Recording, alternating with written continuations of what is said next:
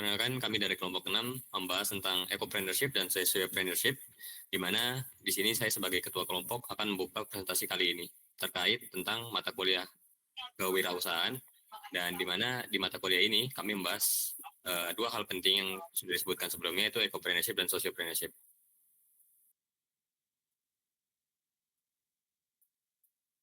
Di sini ada beberapa anggota kami. Pertama ada Muhammad Hafiz Habian, Jidat Ahmad At-Torik, Raihan Andi Saunaga, ada Gaisan Wildan, ada saya sendiri sebagai Muhammad Ilham Akbar, lalu ada Zenan Dako dan Ahmad Garib Hafiz. Langsung saja ke materi, yaitu about ecopreneurship. Apa sih ecopreneurship itu? Nah, ecopreneurship sendiri adalah terdiri dari kata eco dan entrepreneur, ekologi dan wirausaha. Seorang ekopreneur mendirikan bisnis yang berfokus pada penyelesaian masalah lingkungan sambil tetap menguntungkan atau mencari yang namanya laba. Misi utamanya adalah menciptakan dampak positif bagi lingkungan. Nah, ada fokus utama yang akan dilakukan dalam ecopreneurship. Pertama ada pengolahan limbah, produk ramah lingkungan, dan juga energi terbarukan. Lalu tujuannya adalah untuk profit dan juga kelestarian alam. Nah, contoh dari ecopreneurship. Perusahaan yang mengembangkan teknologi energi surya, seperti kayak solar panel dan lain-lain, lalu bisnis yang menjual produk yang dapat digunakan ulang dan berkelanjutan, seperti beberapa produk seperti Coca-Cola, yang mana menghimbau bahwa setelah pemakaian Coca-Cola, agar botolnya dapat didaur ulang. Lalu ada perusahaan yang memproduksi pakaian dari bahan daur ulang. Dengan melestarikan lingkungan dan menghasilkan profit, ecopreneurship sangat bermanfaat, terutama dalam mengurangi sampah plastik. Selanjutnya akan disampaikan oleh teman saya. Lalu di sini saya menjelaskan apa itu sociopreneurship. Sociopreneurship adalah konsep bisnis yang menggabungkan misi sosial dan juga jiwa kewirausahaan untuk menciptakan dampak positif bagi masyarakat dan lingkungan. Bukan hanya sekedar mencari keuntungan, seorang sociopreneur memulai bisnisnya untuk menyelesaikan masalah sosial. Tujuannya adalah menghasilkan keuntungan dan juga kebaikan sosial. Dengan misi sosial seringkali menjadi sebuah prioritas sebagai usahanya. Contoh sociopreneurship, misalkan ada sebuah perusahaan yang mempekerjakan orang dengan disabilitas. Bisnis yang menyediakan air minuman bersih dan juga terjangkau bagi komunitas berpenghasilan rendah. Atau organisasi yang menjual produk dan menggunakan keuntungan untuk mendanai program pendidikan. Selanjutnya akan dijelaskan oleh saya. Yang pertama ada Coca-Cola yang merupakan contoh dari sociopreneurship. Coca-Cola adalah perusahaan coklat asal Indonesia yang berkomitmen untuk menghasilkan coklat berkualitas tinggi sambil memberdayakan petani kakao lokal. Didirikan pada tahun 2013 oleh Sabrina Mustopo dan Simon Wright, Coca-Cola merupakan pionir perusahaan bean to bar pertama di Indonesia. Yang kedua ada ekosistem, itu dia contoh dari ecopreneurship.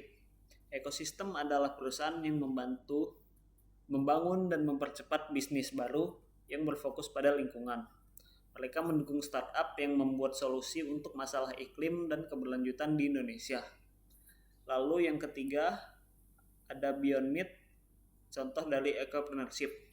Beyond Meat adalah perusahaan yang memproduksi pengganti daging nabati yang dirancang agar terlihat terasa seperti daging hewani. Selanjutnya akan dijelaskan oleh teman saya.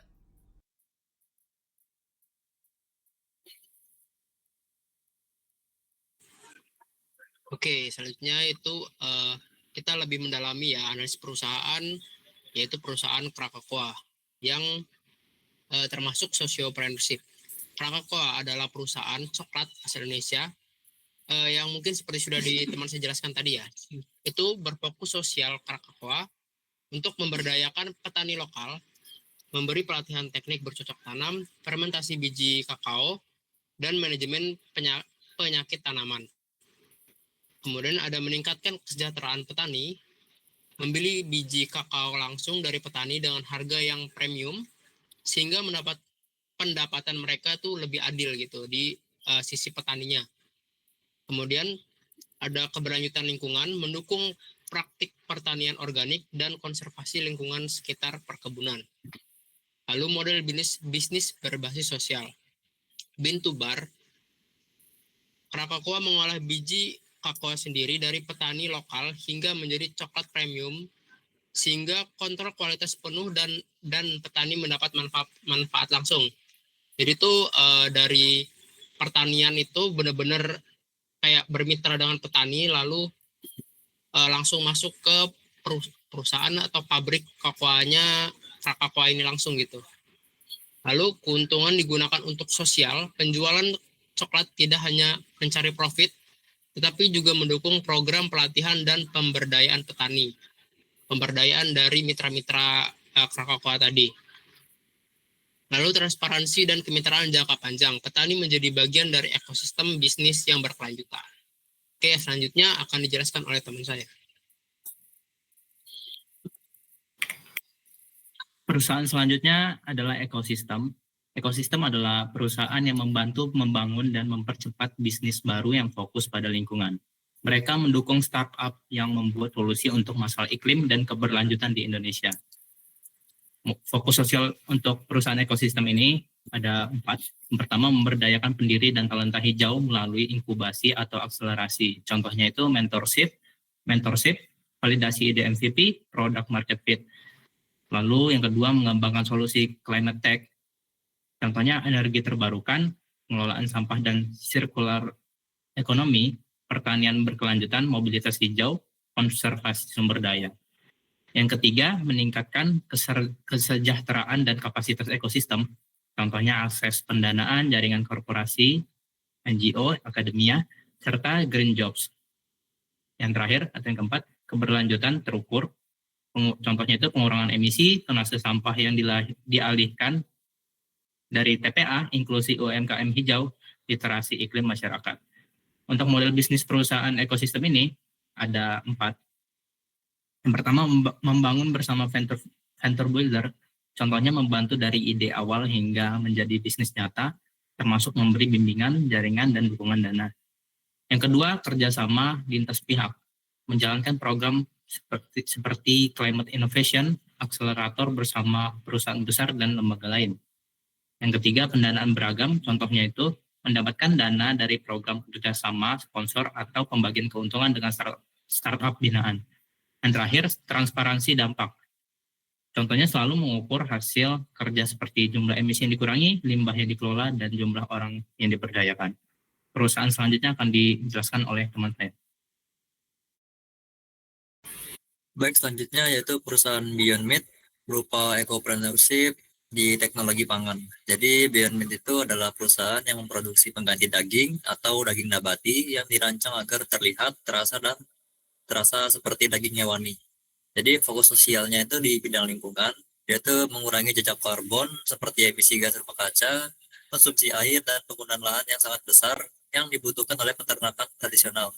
Lalu untuk kesehatan manusia, dia itu menyediakan produk protein tinggi yang bebas kolesterol, antibiotik, dan hormon yang sering ditemukan pada daging hewani.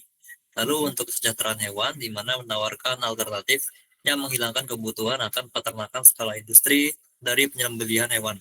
Lalu terakhir adalah ketahanan pangan global, di mana menciptakan cara yang lebih efisien dan berkelanjutan untuk memberi makan populasi dunia dengan menggunakan tanaman secara langsung, bukan sebagai pakan ternak. Lalu model bisnisnya itu pertama ada inti bisnisnya, di mana mereka menggunakan R&D intensif untuk menganalisis daging hewani di tingkat molekular dan menciptakan kembali pengalaman seperti rasa, tekstur, dan aroma menggunakan bahan-bahan nabati, yaitu protein kacang polong, beras, dan buncis. Lalu target pasarnya, strategi kunci mereka ini menargetkan konsumen pemakan daging atau flexitarian dan bukan hanya vegan atau vegetarian. Mereka secara agresif menempatkan produk mereka di warung daging supermarket. Lalu untuk model penjualannya, dia ada 2 jalur. Yang pertama itu B2C berupa retail, yaitu menjual produk kemasan seperti burger, sosis, daging cincang langsung ke konsumen melalui supermarket dan toko grosir. Selanjutnya akan dijelaskan oleh teman saya.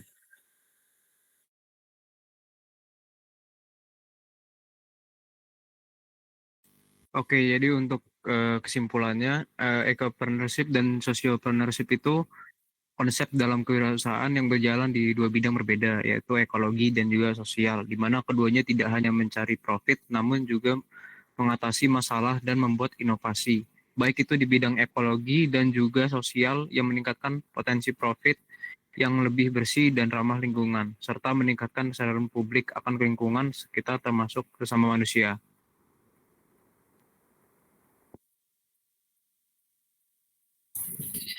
Oke, itu saja dari presentasi kelompok kami. Mohon maaf bila ada kesalahan dalam pengucapan kata ataupun penyampaian materi yang kurang sempurna. Saya sebagai ketua kelompok mewakili teman-teman saya yang sudah memberikan materi. Maka dari ini saya ucapkan terima kasih atas perhatiannya dan kepada Allah saya mohon ampun. Wabillahi taufiq wal hidayah. Wassalamualaikum warahmatullahi wabarakatuh.